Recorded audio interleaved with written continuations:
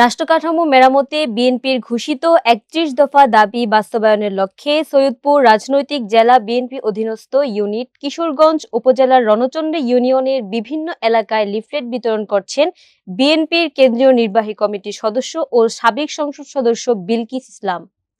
মাইনুল হকের তথ্য ও চিত্রে বিস্তারিত জানাচ্ছেন সিথি জান্নাত।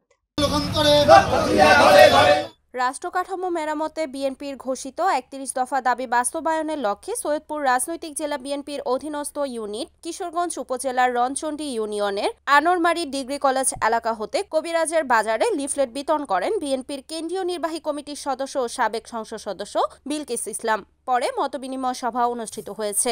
সোমবার সন্ধ্যা ৬টা থেকে রাত ৯:৩০ পর্যন্ত রণচন্ডী ইউনিয়নের বিভিন্ন গুরুত্বপূর্ণ এলাকায় এ কর্মসূচি পরিচালনা করা হয়। বিএনপি জাতীয় নির্বাহী কমিটির সদস্য সাবেক সংসদ সদস্য ও সৈয়দপুর জেলা বিএনপি সিনিয়র সহসভাপতি বিলকিস ইসলামের নেতৃত্বে আনোয়ারমারী ডিগ্রি কলেজ এলাকা হতে কবিরাজের বাজার পর্যন্ত লিফলেট বিতরণ করা হয়। এ সময় জেলা বিএনপি সহ সাংগঠনিক সম্পাদক তারিকুল হক, দেলোয়ার হোসেন, কিশোরগঞ্জ উপজেলা বিএনপি সিনিয়র সহসভাপতি শফিকুল ইসলাম, কিশোরগঞ্জ উপজেলা বিএনপির সদস্য আশরাফ আলী, গাড়াগ্রাম ইউনিয়ন বিএনপি সাধারণ সম্পাদক রাজিকুল ইসলাম বাবু, রণচন্ডী ইউনিয়ন বিএনপি সহসভাপতি মারুফুল ইসলাম, ৭ নং ওয়ার্ড বিএনপি সভাপতি আব্দুল আজিজ, সাধারণ সম্পাদক লওয়াব আলী, সাবেক সভাপতি আব্দুল কাদের মেম্বার, ৯ নং ওয়ার্ডের সভাপতি হাসানুর রহমান, সাধারণ সম্পাদক মমিনুর রহমান, গাড়াগ্রাম ইউনিয়নের ওয়ার্ড সভাপতি নজরুল ইসলাম, ওয়ার্ড সভাপতি বকুল হোসেন সহ বিভিন্ন ওয়ার্ডের নেতাকর্মী উপস্থিত ছিলেন।